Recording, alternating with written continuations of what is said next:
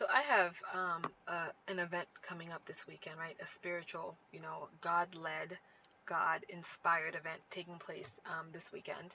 And of course, the amount of warfare that I've been going through over the past week has been ridiculous.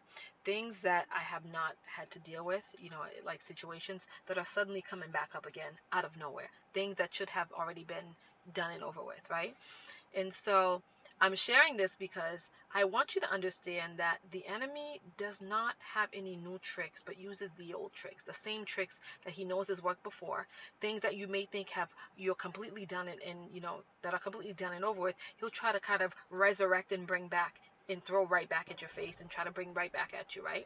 And so understand that when you are doing something led by God, when you are given a godly assignment, whatever that assignment is, right? God is leading you and directing you to do something. Trust and believe that there will be resistance. Trust and believe that the enemy will try to find a way to interfere in some way, shape, or form, to try to bring some sort of barrier, to try to retaliate against you for your obedience. Whatever it is that he's able to do, he will try to do, because that is what he does. To try to discourage you, to try to get you to change your mind, to try to get you to say, I'm dealing with too much, let me just put this on hold, to try to bring distractions your way so that you are unable to focus. But the enemy will bring tricks. He has tricks and he uses them.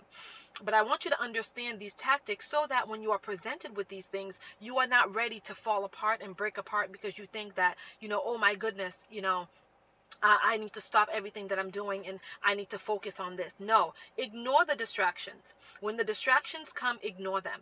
All right? Or deal with them in prayer. Get on your knees and pray. Command every form of retaliation that the enemy will try to send your way to be ineffective and to be unsuccessful. All right? Use the power and the authority that God has given you and speak to those things, and they must obey. Okay? And so when you see these things happen, especially when you know that you're doing something of God and something that God is leading you to do not be discouraged. Do not allow that to cause you to want to give up and drop everything that you're doing. Do not give in to those distractions. Do not give in to those tactics. All right? He will continue to use those tactics. It does not fail. Every single time I have something that I have to do, that God is leading me or directing me to do, there's some sort of demonic interference. But I've learned and I know to expect it, but I also know how to deal with it and address it, and not to bow down to it and allow it to consume me and, have its way.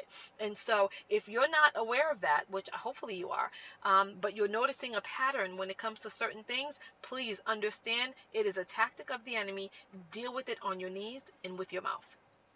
And don't be discouraged. You got this.